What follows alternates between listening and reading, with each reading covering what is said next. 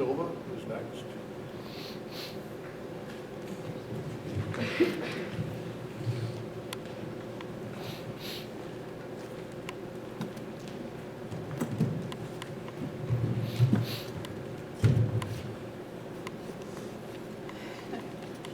That's quite a video to follow.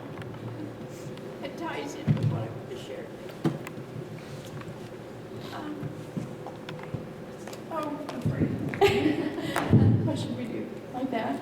Okay, I have to get these words close. I wrote this out because I'm gonna, lose it here. I know that, but so my name's Carol Silva, and I was one of John's caregivers, and I met John and Deb in 2014 when I became a caregiver for John in their really beautiful home on Lost Lake. And I have to say that it's so incredible to hear Dave and Jack, and I can't remember the teacher's name, what awesome, incredible, everything about John that all of you have known and enjoyed forever. I never knew him in those times. In 2014, he was needing help, and traditionally, I would come to their home early in the morning, and Deb would be really busy, but always just chipper and fresh, trying to organize her home, her husband's day, preparing for caregivers and preparing for a job away from home all day. And I was just totally impressed with her ability to process and manage everything the way that she always did. She started our day when I got there with bringing me up to date with John. How was his night last night, and what were his changes that I should look for, or concerns, or what were some meal options, or what would be some good suggestions for activities for us, because the plan with caregivers was to just always have something happening. I can see why, because I see from what you have said and what I've seen that he was a busy, active, very active man. And so it was right that Deb prepared us. She prepared my heart every morning for that day, for how I would best be able to serve John and discern his needs, and be for him what he needed to be safe, and so Deb wouldn't worry. So back in those days, John could walk. Communication was difficult when I started, but he could walk, and so one of our activities was walking. And we frequently went to, if you've ever been at that Lost Lake home, there's a long pathway to take you to some mailboxes, and then a long road to take you to Matlock Road. And that was frequently what John and I did. It was a task he enjoyed, to collect the mail at the mailboxes. And one of these trips were vivid in my mind still. As he was collecting the mail, it's like he turned and he observed a school bus stopped on Matlock Road.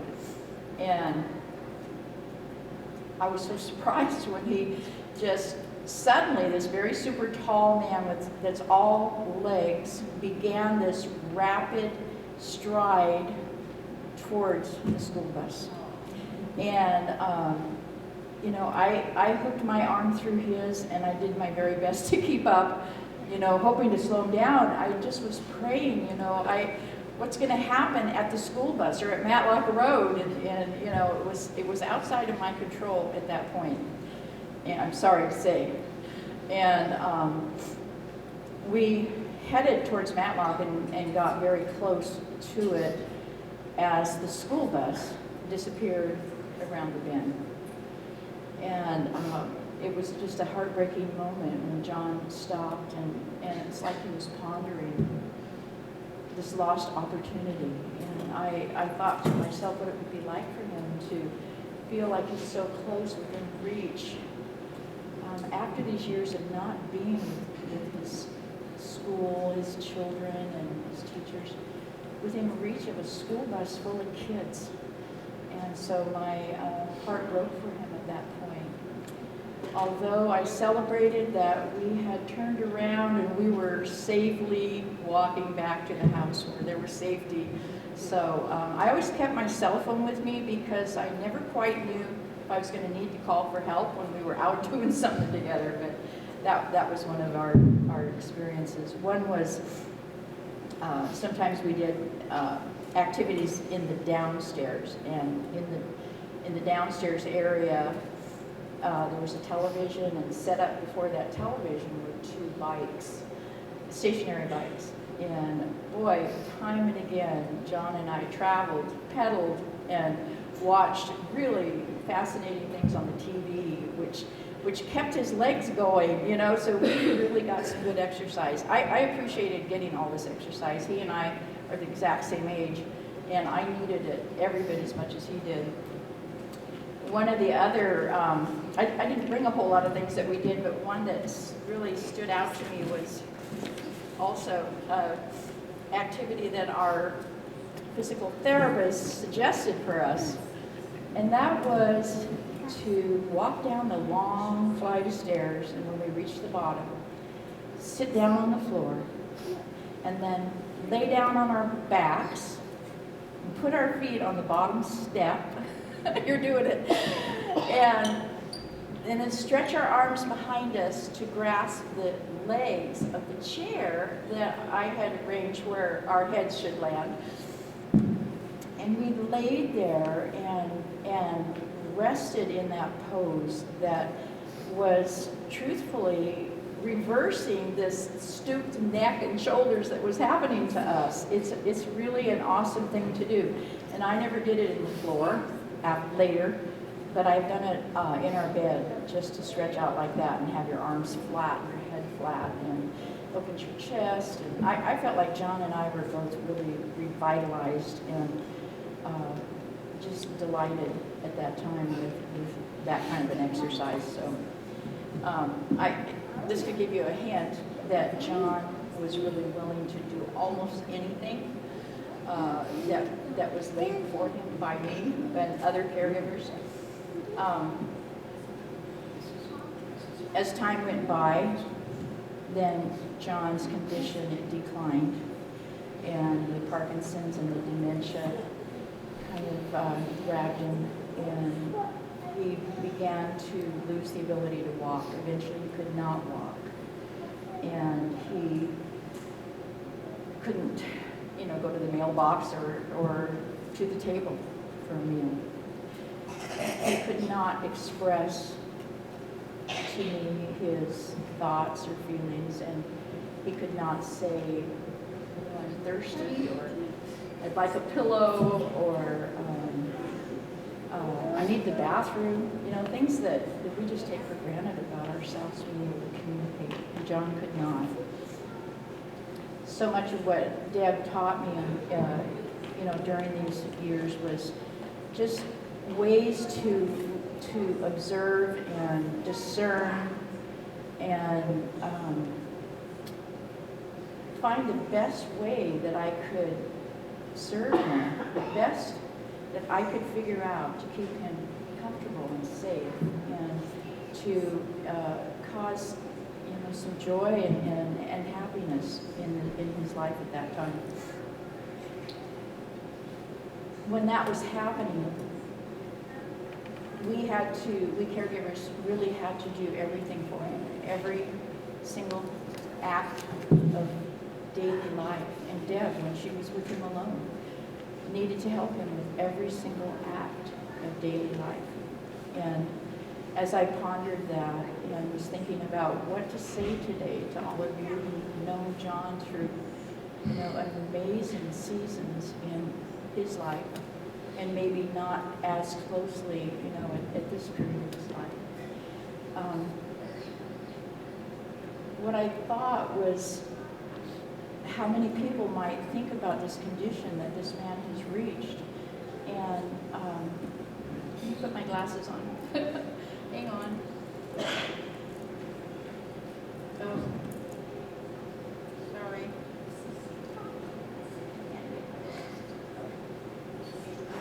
Well, let's do this way.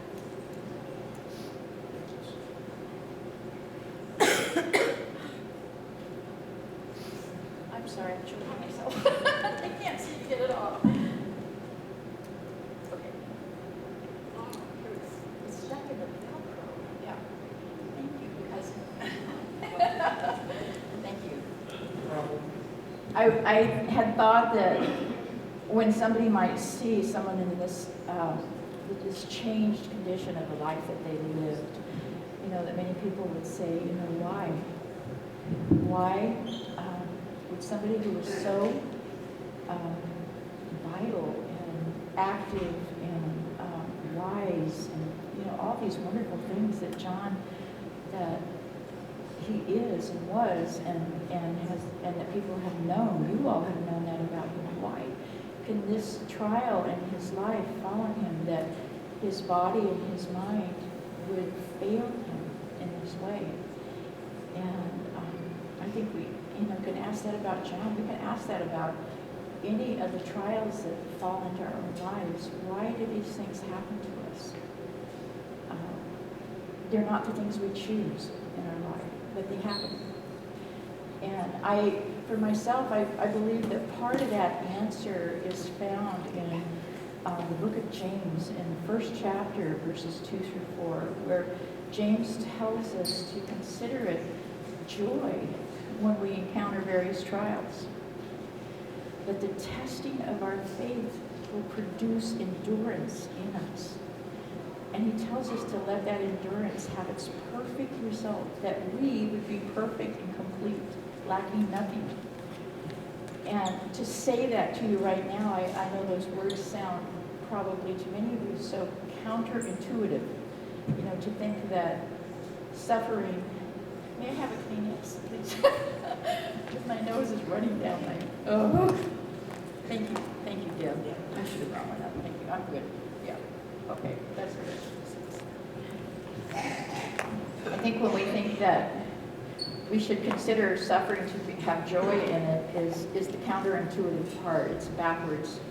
And yet, in this verse, joy does not mean happy, giddy, bubbly at all. It means more deep. It means more like glad. And perfect does not mean like spot on perfect, but it means mature, to grow in maturity. And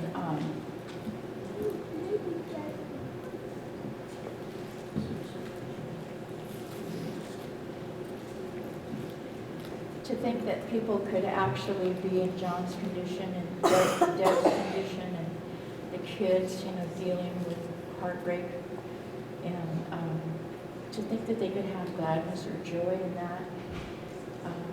I believe that a Christian can have joy, can have gladness in suffering. James tells us that our faith is tested.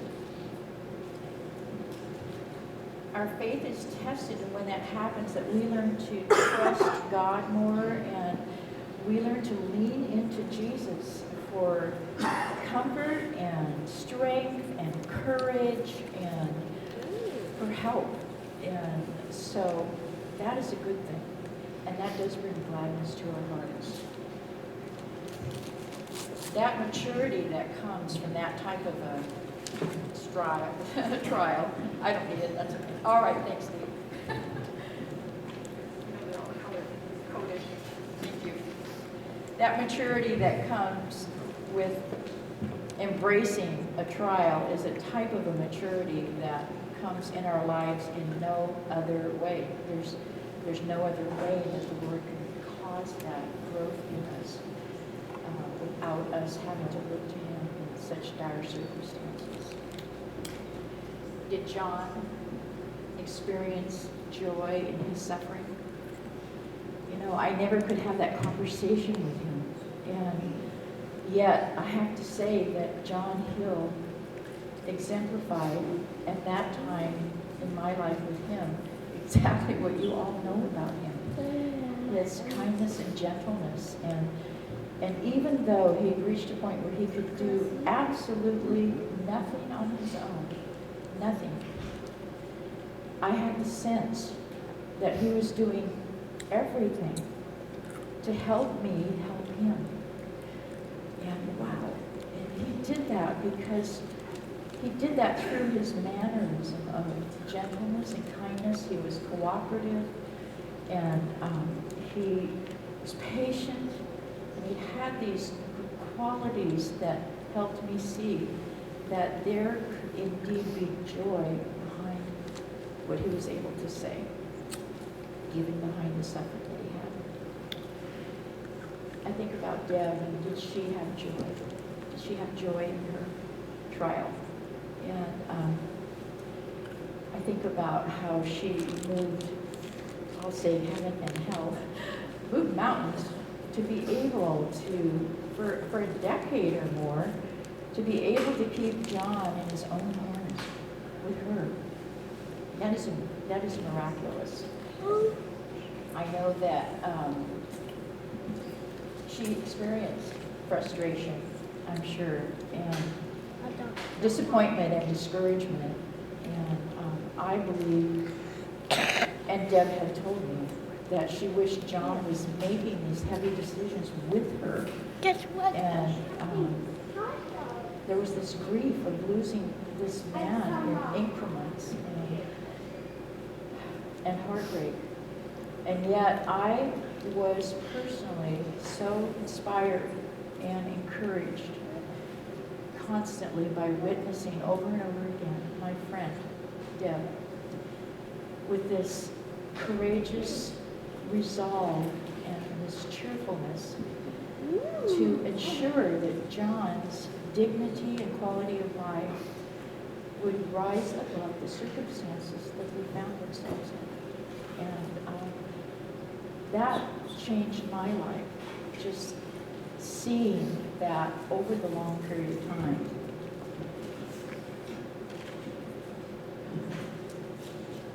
Back when we were younger, my husband and I, we had Northcliffe Place Adult Family Home in Shelton, up Northcliffe Road over there. And we cared for folks in our home from 1993 to 2006. We had many folks that lived with us. And they loved us, and they appreciated our care, and they appreciated our hospitality. But I'd have to say that the majority of them yearned to be able to be in their own homes, to spend their last years in their own homes. And my friend John got to experience that gift from his beloved wife, to be in their own home together all those years, at their own dinner table, the round oak table, the sofa, the dog, being in bed together at night. Just, that was to me an incredible, huge gift until December 28th. And on that day, John experienced firsthand the wonderful promise that Jesus has described in John 14, verses 1 through 6, where he said, "Let not your hearts be troubled." He's talking to his disciples who believed in him, yet he says, believe in God, and believe also in me, for in my Father's house are many mansions, and I go there to prepare a place for you. And if I go, I will come again, and I will receive you to myself, so that you may be with me. That's an incredible promise and a great reason to celebrate for John right now, understanding, what is happening for him right now in this human sense that we can understand. So I glad to be invited to be here, Deb, and to be able to share a little bit about John at this time of his life, and to hear and see and understand truly what an amazing fellow he is. Thank you.